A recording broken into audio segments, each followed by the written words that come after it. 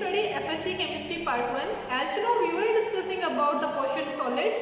Solids को आपने कल के लेक्चर में स्टडी किया कि दो तरह की सॉलिड्स होती है, एक जिसमें उसके मॉलिक्यूल्स और आयन एक मखसूस अरेंजमेंट, एक मखसूस ऑर्डर में अरेंज होके स्ट्रक्चर बना रहे होते हैं, और एक और टाइप होती है जिसमें उनकी अरेंजमेंट मखसूस नहीं होती, वो रैंडम स्ट्रक्चर बना रहे होते हैं। रैंडम का मतलब है बेतरतीब, कहीं पे कुछ मॉलिक्यूल्स किसी और तरह से अरेंज हुए हैं तो थोड़ी देर के बाद उनकी अरेंजमेंट चेंज होके कोई डिफरेंट अरेंजमेंट बन जाएगी, राइट। तो अमॉर्फस सॉलिड्स ऐसी टाइप की सॉलिड की जिसमें रैंडम अरेंजमेंट थी, मॉलिक्यूल्स जो है वो अरेंज हुए हुए नहीं थे, ऑर्डरली अरेंजमेंट इनमें नहीं होती मॉलिक्यूल्स और आयंस की। दैट इज व्हाई इस टर्म का मतलब हमने रखा था शेपलेस, कि इनकी कोई भी एटम्स और आयंस की जो शेप है वो मखसूस नहीं होती।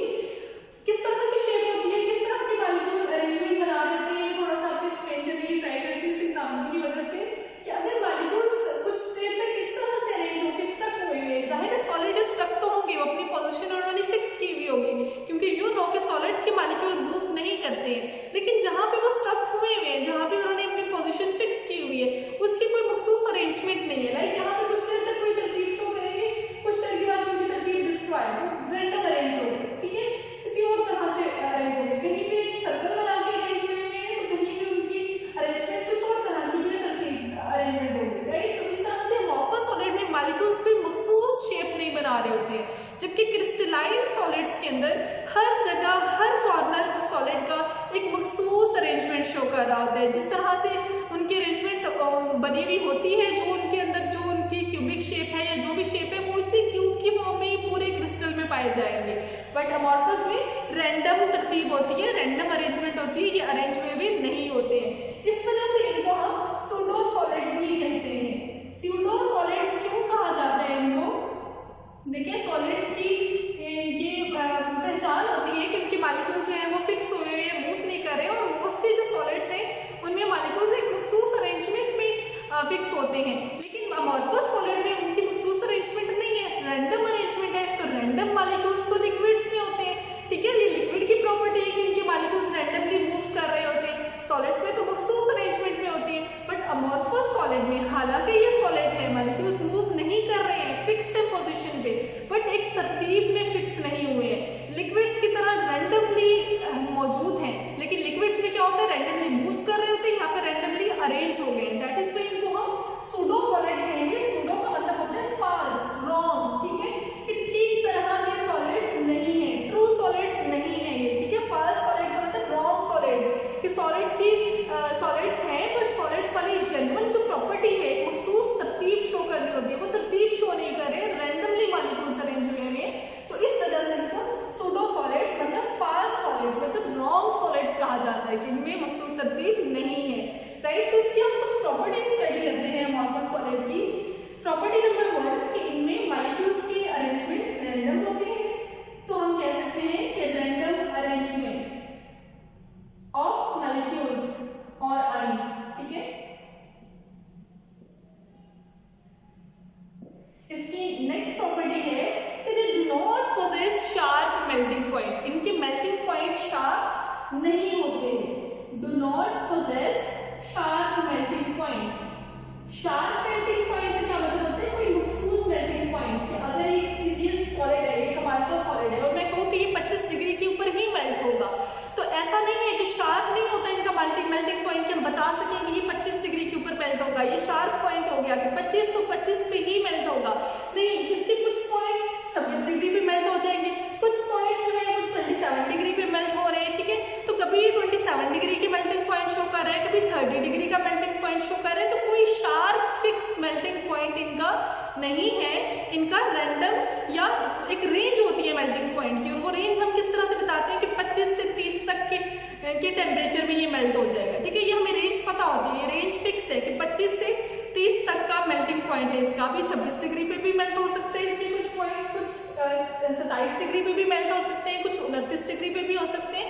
तो एक रेंज को फॉलो कर रहे होते हैं, शार्प मतलब फिक्स, जैसे क्रिस्टलाइन सॉलिड है ना, वो उनका फिक्स मेल्टिंग पॉइंट होता है कि 28 डिग्री पे अगर वो मेल्ट हो रहे हैं तो पूरे का पूरा सॉलिड 28 डिग्री पे ही मेल्ट होना शुरू करेगा, जबकि अमॉर्फस सॉलिड में शार्प मेल्टिंग पॉइंट नहीं होते, बल्कि एक रेंज बताते हैं आप, ठीक है। जैसे ग्लास है, शीशा, जो शीशा होता है अमॉर्फस सॉलिड होता है, इसमें मॉलिक्यूल्स मखसूस तरतीब में अरेंज नहीं होते हैं, रैंडमली अरेंज स्ट्रक्ट हुए होते हैं। तो ग्लास को आप over a range of temperature melt कर सकते हैं। आप इसको बहुत समटाइम कम टेम्परेचर पे भी मेल्ट कर लेते हैं, समटाइम ज़्यादा टेम्परेचर लग जाएगा, मतलब डिफरेंट टेम्परेचर के ऊपर आप इसको मेल्ट कर रहे होते हैं, ठीक है।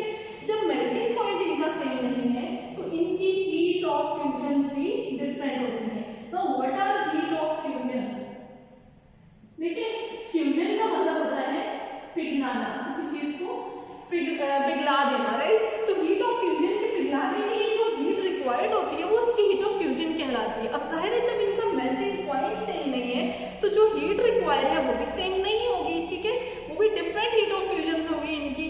अगर क्रिस्टलाइन सॉलिड होते हैं तो अगर एक ही मखसूस किसी सब्सटेंस की सॉलिड की हम बात कर रहे होते हैं तो उनका मखसूस मेल्टिंग पॉइंट होगा एक सब्सटेंस की। देखें, रिमेंबर डिफरेंट सब्सटेंसेस हैं तो क्रिस्टलाइन के भी डिफरेंट सब्सटेंसेस के डिफरेंट मेल्टिंग पॉइंट होंगे। हम यहाँ पे बात करें कि ये गिलास ही है, फॉर एग्जांपल ये गिलास है, एक ही सब्सटेंस है, लेकिन इसी गिलास की ही मेल्टिंग पॉइंट जो है वो डिफरेंट है इसी सब्सटेंस की। कहीं से कुछ पोर्शन इसका और मेल्टिंग पॉइंट पोजेस कर रहे हैं, कुछ और पोर्शन जो है उसका और मेल्टिंग पॉइंट हो रहा है, इस तरह से डिफरेंट मेल्टिंग पॉइंट है। अदरवाइज अगर सब्सटेंस ही डिफरेंट कर दे, एक गिलास अमॉर्फस सॉलिड है, प्लास्टिक अमॉर्फस सॉलिड होता है, प्लास्टिक और ग्लास के मेल्टिंग पॉइंट में तो डिफरेंस जनरली बनता है। इस तरह से तो क्रिस्टलाइन सॉलिड भी देखिए, डायमंड क्रिस्टलाइन सॉलिड है, NaCl क्रिस्टलाइन सॉलिड है, तो उनके भी डिफरेंट मेल्टिंग पॉइंट होंगे क्योंकि सब्सटेंसेस डिफरेंट है। तो इनकी जो शार्प वाला पॉइंट है वो एक ही सब्सटेंस के मेल्टिंग पॉइंट डिफरेंट हो जाते हैं, राइट। ये हम बात करें तो हीट ऑफ फ्यूजन भी एक ही सब्सटेंस एक ही तरह का होगा, बट हीट ऑफ फ्यूजन उनको मेल्ट करने के लिए हमें डिफरेंट लग रही होंगी क्योंकि उनमें अरेंजमेंट जो है वो मखसूस नहीं है, ठीक है। तो ये कुछ प्रॉपर्टीज थी हमारे पास इसकी अमॉर्फस सॉलिड की, ठीक है। तो इसमें हम एक और बात भी करते हैं कि इनके अंदर कोई मखसूस रेपिटेटिव स्ट्रक्चर नहीं होता है। रेपिटेटिव स्ट्रक्चर की बात करते हैं हम कि रिपीट होना स्ट्रक्चर। अगर यहाँ पे ये स्क्वायर फॉर्म में मॉलिक्यूल्स अरेंज हैं तो थोड़ा सा आगे भी इसी तरह से ही अरेंज मिलेंगे आपको, या हर जगह पे सॉलिड में हर जगह अगर इसी तरह की अरेंजमेंट मिले तो हम कहेंगे ये रेपिटेटिव स्ट्रक्चर है, रिपीट हो रहा है स्ट्रक्चर। बट अमॉर्फस सॉलिड में इस तरह की रेपिटेशन मौजूद नहीं होती है, क्रिस्टलाइन सॉलिड की प्रॉपर्टी है। तो ये भी आप इसकी एक प्रॉपर्टी में इंक्लूड कर सकते हैं कि they do not possess repetition of structure, ठीक है, इनके अंदर रेपिटेशन नहीं होती, ठीक है। तो अमॉर्फस सॉलिड एक रैंडम सॉलिड को कहा जाता है। अमॉर्फस सॉलिड से ही लिंक्ड हम एक दो टर्म्स को स्टडी करते हैं। देखिए, द टर्म इज क्रिस्टलाइट्स। ये क्रिस्टलाइट्स क्या होते हैं? देखिए, आपके सामने एक अमॉर्फस सॉलिड ड्रॉ हुआ है। अमॉर्फस सॉलिड इसको मैं क्यों कह रही हूँ? क्योंकि इसके सारे मॉलिक्यूल्स रैंडमली अरेंज हुए हैं, इनमें कोई मखसूस तरतीब नहीं है। ऐसा नहीं है कि मॉलिक्यूल हर जगह से एक सेम तरह की अरेंजमेंट शो कर रहा हो, ऐसा नहीं है। ये रैंडम अरेंजमेंट है, कहीं पे लग रहा है सर्कल बना हुआ है, कहीं पे ये लेयर्स बनी हुई है, कहीं यहाँ पे ये देखिए लेयर्स नहीं है, ये रैंडम स्ट्रक्चर हो गया, राइट। तो अगर रैंडमली मॉलिक्यूल फिक्स हुए होते हैं तो वो हमारे पास अमॉर्फस सॉलिड होता है। लेकिन अमॉर्फस सॉलिड में भी शॉर्ट रेंज अरेंजमेंट मौजूद होती है, शॉर्ट रेंज ऑर्डर। इस टर्म को गौर से सुने, शॉर्ट रेंज ऑर्डर, इसको हम क्या कहते हैं? शॉर्ट रेंज ऑर्डर हम किस लिए कहते हैं? देखिए, कुछ रेंज पे कुछ हद तक ऑर्डर तरतीब मौजूद है, कुछ देर के बाद वो तरतीब खत्म होगी। तो ये अमॉर्फस सॉलिड हो गया, short range arrangement order show कर रहे हैं, ठीक है, कि यहाँ से यहाँ तक तो तरतीब है, दो लेयर्स बनी हुई है, लेकिन आगे जाके वो तरतीब डिस्ट्रॉय होगी। फिर कुछ देर तक कुछ पोर्शन तक, जस्ट ये इतना सा पोर्शन ये तरतीब शो कर रहा है, राइट, यहाँ तक तरतीब है, बट उसके बाद तरतीब नहीं है। यहाँ फिर बेतरतीबी रैंडम अरेंजमेंट हो गई, जो कुछ हद तक शॉर्ट रेंज ऑर्डर शो हो रहा होता है। शॉर्ट रेंज कुछ हद तक तरतीब, कुछ छोटे से हिस्से में, अमॉर्फस सॉलिड के छोटे से हिस्से में तरतीब मौजूद है, ठीक है। तो वो शॉर्ट रेंज जो ऑर्डर है उसको हम क्या कहते हैं? क्रिस्टलाइट्स। शॉर्ट रेंज ऑर्डर वाला जो पोर्शन है, इतने से अमॉर्फस सॉलिड के इतने से पोर्शन को हम क्या कहेंगे? क्रिस्टलाइट्स, ठीक है। क्रिस्टलाइट्स हमारे पास अमॉर्फस सॉलिड में मौजूद वो शॉर्ट रेंज ऑर्डर होता है जिस पोर्शन में मॉलिक्यूल्स एक तरतीब में अरेंज हुए होते हैं, राइट। एक और हम यहाँ पे टर्म स्टडी करते हैं, that term is super cooled liquids. Super cooled liquids, ये क्या होते हैं? सुपर कूल्ड लिक्विड्स बेसिकली एक फिनोमेना है जिसमें हम क्रिस्टलाइन सॉलिड को अमॉर्फस सॉलिड में चेंज करते हैं। हम ये स्टडी करते हैं कि किस तरह से ये काम हम करेंगे। हमने क्रिस्टलाइन सॉलिड लिया है,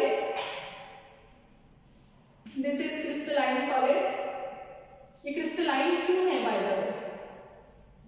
ये जब मैं पूरा ड्रॉ कर लूंगी तो आप मुझे बताना अपना व्हाट्सएप ग्रुप में आप बताएंगे, ठीक है, लेक्चर सुनने के बाद कि ये क्यों कह रहे हैं हम इसको क्रिस्टलाइन सॉलिड, ठीक है। तो ये क्रिस्टलाइन सॉलिड है, इसको मैं मेल्ट करूंगी। अगर आप मेरा पूरा लेक्चर सुनेंगे तो मैं आपको इसी लेक्चर में इसका आंसर भी दे दूंगी कि इसको क्रिस्टलाइन सॉलिड क्यों कहा गया है, क्योंकि प्रीवियस लेक्चर में आपने पढ़ा था क्रिस्टलाइन सॉलिड किसको कहा जाता है।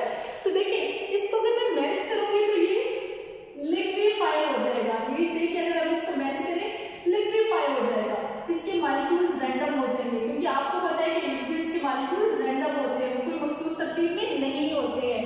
ये एक सॉलिड है, इसके मॉलिक्यूल्स स्टक हुए हैं, फिक्स हुए हैं, रैंडम नहीं है, ना ही मूव कर रहे हैं, ठीक है।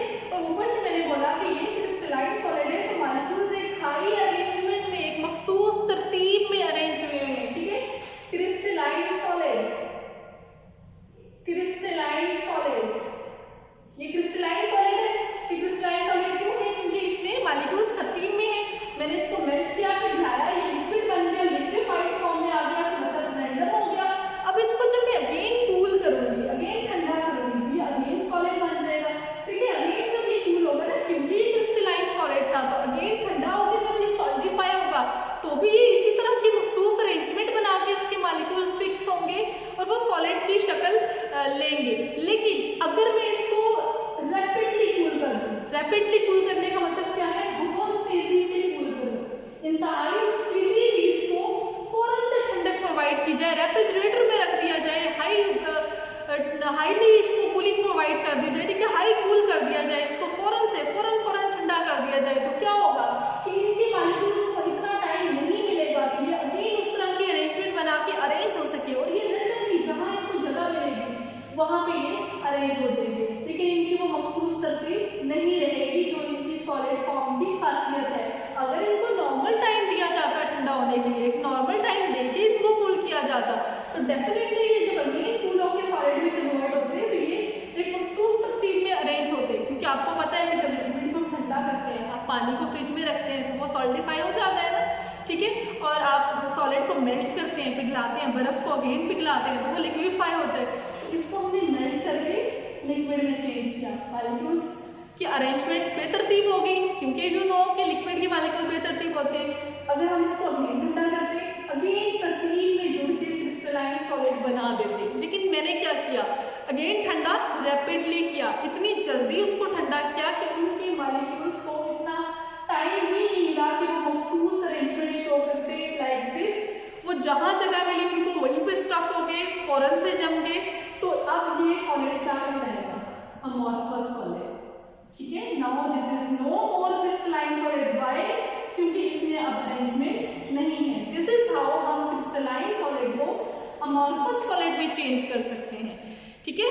तो अभी आपकी बुक में भी लिखा होगा इन दोनों का डिफरेंस, जो कि मैं दोनों लेक्चर्स में कल के और आज के लेक्चर्स में सारे पॉइंट्स समझा चुकी हूँ आपको, किस तरह से क्रिस्टलाइन सॉलिड अमॉर्फस सॉलिड में से चेंज होते हैं। इसको डिफ्रेंशिएट करना है, आपने सारे पॉइंट्स लिखने हैं। क्रिस्टलाइन सॉलिड का पॉइंट क्या लिखेंगे? उनमें मॉलिक्यूल्स और आयंस एक मखसूस अरेंजमेंट में है। अमॉर्फस का पॉइंट क्या लिखेंगे? कि बेतरतीब में, कोई अरेंजमेंट नहीं है। फिर क्रिस्टलाइन सॉलिड का क्या पॉइंट लिखेंगे? शार्प मेल्टिंग पॉइंट रखते हैं, जैसा कि हम पढ़ रहे हैं कल से, ठीक है। और अमॉर्फस सॉलिड में इनकी शार्प मेल्टिंग पॉइंट नहीं होते हैं। फिर क्रिस्टलाइन सॉलिड का पॉइंट आप लिखेंगे कि इनकी जो हीट ऑफ फ्यूजन्स होती है, हीट ऑफ वेपोरेशन, जो भी जितनी भी जो हीट्स इनकी मौजूद है वो सारी क्या होंगी? डेफिनेट होंगी, ठीक है, लेकिन इनकी हीट ऑफ फ्यूजन्स डेफिनेट नहीं होंगी। देखिए वेपोरेशन इस केस पे अगर आपके पास कोई क्रिस्टलाइन सॉलिड सब्लिमेशन का फिनोमेना शो करता है तो वो डायरेक्ट सॉलिड से सब्लिमाइज किया जाता है उसको, ठीक है, मतलब डायरेक्ट वेपर्स में कन्वर्ट किया जाता है। देखिए नेक्स्ट आप इसकी क्या डिफरेंशिएशन लिखेंगे, डिफरेंशिएशन पॉइंट लिखेंगे कि यहाँ पे आपके पास क्रिस्टलाइन सॉलिड में इनको स्यूडो सॉलिड कहा जाता है। स्यूडो सॉलिड क्यों कहा जाता है? सॉरी, अमॉर्फस सॉलिड में स्यूडो सॉलिड क्यों कहा जाता है? क्योंकि इनमें मखसूस अरेंजमेंट जैसी होनी चाहिए सॉलिड्स में, वैसी नहीं होती है, जबकि crystalline solid true solids arrangement भी है, फिक्स भी है और एक तरतीब में अरेंज हुए हैं, तो इसको हम कहेंगे ट्रू सॉलिड्स है। एग्जांपल्स की बात करें तो क्रिस्टलाइन सॉलिड की एग्जांपल में NaCl एंड डायमंड आ जाएगा, ठीक है।